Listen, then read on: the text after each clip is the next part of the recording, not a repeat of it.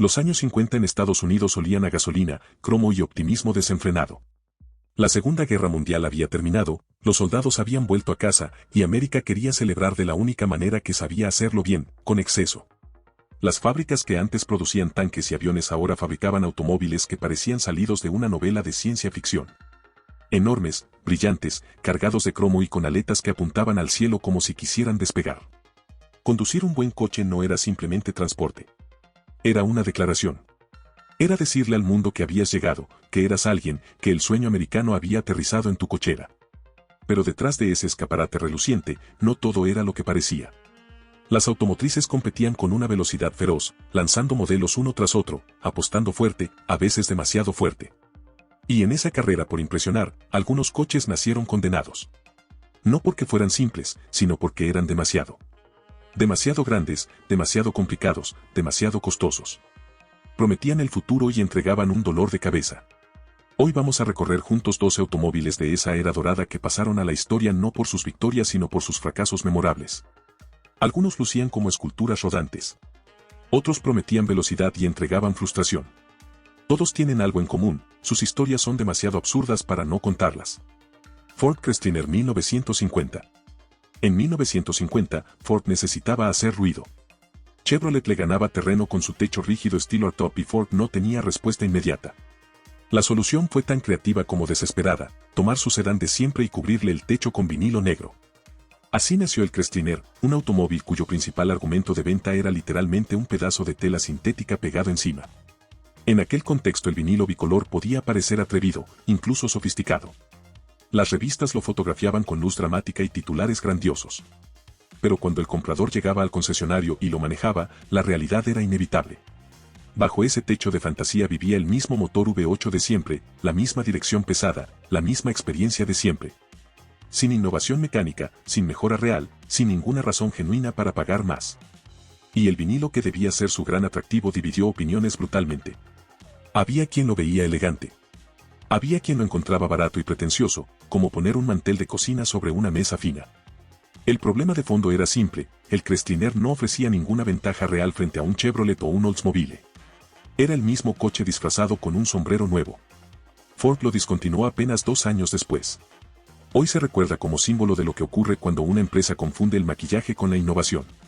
Bonito por fuera, vacío por dentro. Mercury Monterey 1951. Si el Chrysler fue un sombrero nuevo sobre el mismo coche, el Mercury Monterey fue algo distinto y de cierta manera más frustrante. Porque el Monterey sí tenía presencia. Sí tenía carácter visual. Cuando aparecía en una calle de 1951, la gente giraba la cabeza. Líneas largas, cromo abundante, proporciones que equilibraban elegancia y musculatura. Ford lo había posicionado en ese espacio intermedio que tanto le gustaba explorar, más refinado que un sedán básico, menos pretencioso que un Lincoln. En papel sonaba perfecto.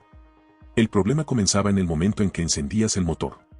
Bajo el cofre vivía un V8 de cabeza plana, suficiente para uso urbano, que hacía su trabajo sin quejarse demasiado, pero sin una chispa de emoción. No aceleraba con ganas. No respondía con entusiasmo. Era como pedirle a alguien que corriera una carrera con zapatos de domingo. Técnicamente podía, pero nadie iba a emocionarse viéndolo. Y luego estaba el peso. La carrocería era imponente visualmente, pero en movimiento esa imponencia se convertía en lastre. La dirección era dura, el manejo torpe, las curvas se negociaban con resignación más que con confianza. Conducirlo por ciudad se sentía como empujar un sofá con ruedas, y quien lo decía no exageraba demasiado. Por dentro era espacioso y razonablemente cómodo, pero no ofrecía nada que sus competidores más baratos no pudieran igualar. Con un precio alejado del segmento económico sin llegar al lujo real, el Monterey quedó atrapado en tierra de nadie. Demasiado caro para ser práctico, demasiado mediocre para ser aspiracional. Desapareció rápido. Se recuerda hoy como un auto de moda, de esos que atraen miradas pero no conquistan corazones. Y esa es quizás la peor condena que puede tener un automóvil. Cuando el estilo supera a la sustancia, un coche puede atraer miradas, pero nunca corazones. Chevrolet El Camino 1959. Hay ideas que suenan brillantes en una sala de reuniones y se desmoronan en cuanto tocan la realidad. La idea de combinar una camioneta con un coupé de pasajeros es exactamente ese tipo de idea. Suena audaz, suena versátil, suena como la respuesta a una pregunta que nadie había formulado todavía. Y Chevrolet en 1959 decidió que era el momento de responderla con el Camino. El problema fue que la pregunta resultó ser más complicada de lo que parecía. El camino estaba construido sobre la plataforma del Chevrolet Impala, lo que significaba que heredaba todo su estilo extravagante. Las aletas traseras enormes que apuntaban hacia atrás como cohetes, la carrocería baja y fluida, las líneas dramáticas que en un sedán resultaban espectaculares. Sobre un vehículo de trabajo, en cambio, resultaban casi cómicas. Parecía una pieza de exhibición que alguien había obligado a ganarse la vida. Y en el trabajo el camino fallaba de manera consistente. La caja de carga era pequeña, demasiado pequeña para cualquier tarea seria. La altura baja complicaba la carga y descarga. No podía competir con una camioneta real en capacidad ni durabilidad. Pero tampoco podía competir con un sedán real en comodidad. La cabina era estrecha y el diseño comprometía la ergonomía por una silueta que priorizaba la apariencia sobre el espacio interior. Mientras tanto, Ford había lanzado el ranchero con un concepto similar pero ejecutado con más sentido práctico, robándole protagonismo desde el primer día. El camino de 1959 enseñó algo que parece obvio pero cuesta aprender: cuando intentas hacer dos cosas al mismo tiempo sin comprometerte con ninguna, terminas sin hacer ninguna bien. No era del todo coche ni del todo camioneta. Un híbrido antes de que esa palabra tuviera sentido positivo en la industria. Lincoln Premiere 1957. Hay automóviles que gritan. El Lincoln Premiere de 1957 no gritaba, rugía. Desde el momento en que aparecía en cualquier escena su presencia era imposible de ignorar. Cromo por todas partes, líneas que se extendían hasta casi el absurdo, una silueta que comunicaba una sola idea con toda la sutileza de un martillo. Esto es lujo americano en su máxima expresión. El problema era que ese lujo tenía un costo más allá del precio de etiqueta. Medía casi 6 metros de longitud. Pesaba más de 2 toneladas. Conducirlo por las calles de cualquier ciudad americana era una experiencia que oscilaba entre lo épico y lo tortuoso. El frente era tan largo que calcular dónde terminaba se convertía en un acto de fe. La parte trasera era tan alta que la visibilidad por el espejo trasero era una broma. Estacionarlo en un espacio normal era un ejercicio de paciencia y sudor. Tenía un motor V8 potente, nadie podía negarle eso. Pero toda esa potencia se perdía moviendo 2 toneladas de metal y cromo, con un consumo de combustible que hacía palidecer incluso para los estándares generosos de aquella época. Por dentro era indudablemente lujoso, asientos mullidos, materiales de calidad, gadgets eléctricos que en 1957 parecían magia. Pero Cadillac avanzaba más rápido en tecnología real, dejando al Premiere en una posición incómoda, demasiado caro para ser ignorado, demasiado rezagado para ser admirado. Se recuerda hoy como el símbolo perfecto de una filosofía que dominó Detroit durante demasiado tiempo: más grande siempre es mejor. Una filosofía que el mercado terminaría castigando con dureza pocos años después. Buick Limited 1958. Buick tenía una reputación ganada con esfuerzo. Durante décadas había representado ese punto dulce entre el lujo accesible y la solidez confiable. No era Cadillac, no pretendía serlo, pero tampoco era un coche ordinario. Era el auto del médico del pueblo, del abogado exitoso, del hombre que había llegado sin necesitar gritarlo. Y entonces llegó el Limited de 1958 y Buick pareció olvidar todo lo que lo había hecho grande. El Limited medía más de 6 metros. Pesaba cerca de 2 toneladas y media. En una época en que las calles americanas ya empezaban a congestionarse y los estacionamientos se diseñaban para coches de tamaño humano, el Limited se movía por la ciudad como un transatlántico navegando por un río. Imponente en teoría, impráctica en la realidad cotidiana. Bajo el cofre tenía un motor V8 de 364 pulgadas cúbicas que en papel prometía potencia suficiente. En la práctica, mover semejante masa de metal requería tanto combustible que el consumo caía a cifras de un solo dígito. En una época donde la gasolina era barata, eso todavía resultaba difícil de justificar. El interior era lujoso sin duda. Cuero genuino, accesorios eléctricos, acabados que transmitían opulencia.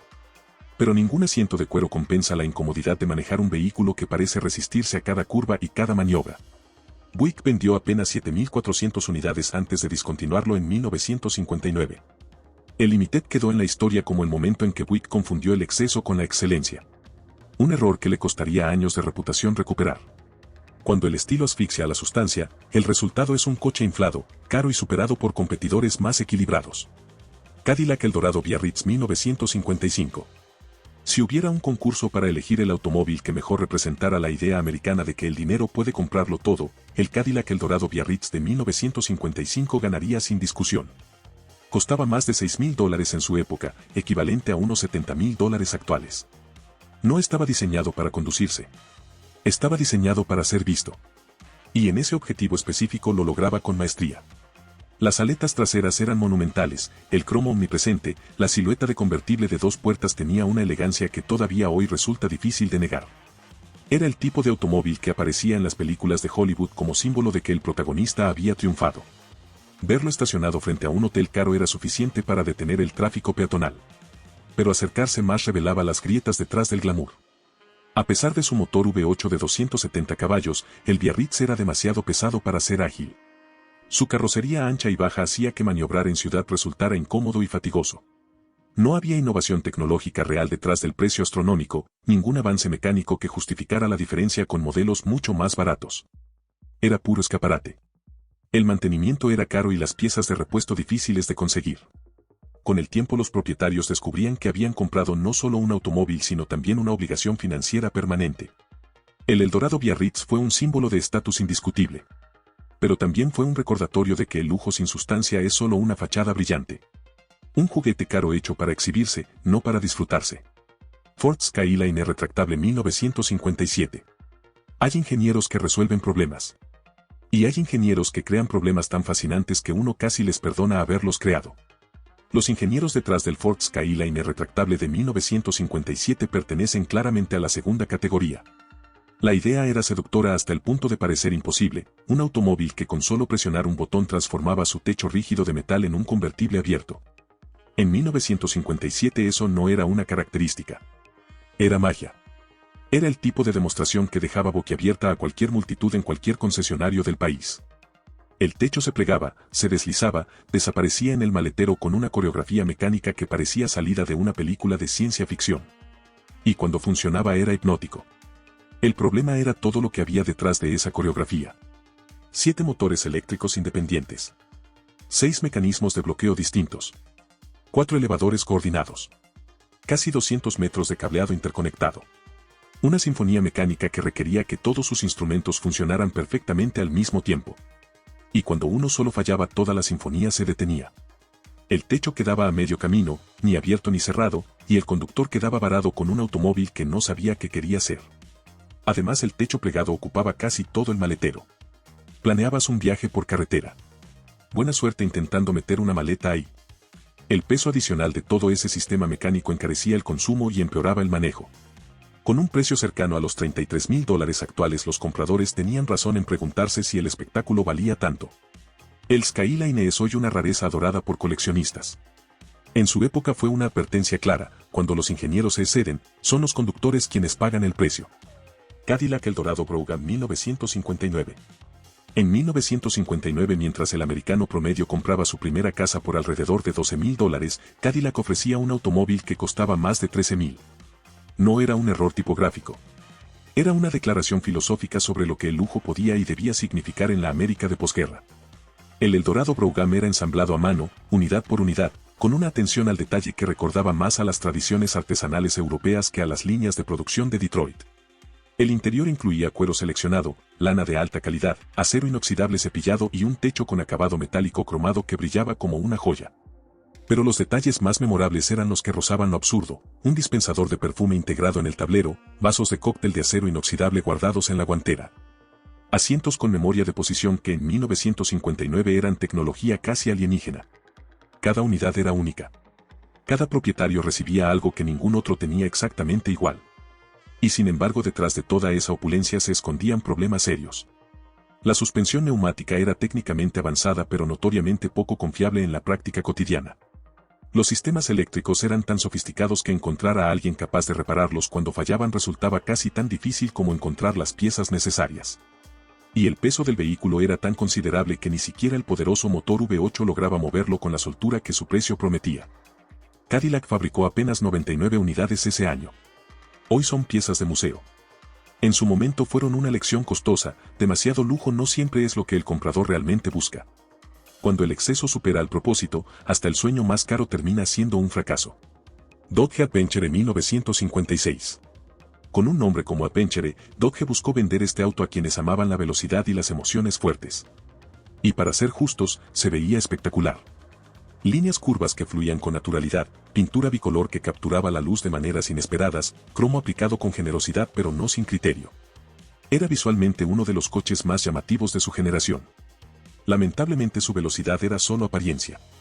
Se promocionaba como rival directo del Corvette y del Thunderbird, montando un motor Hemi de 300 caballos que en papel sonaba devastador.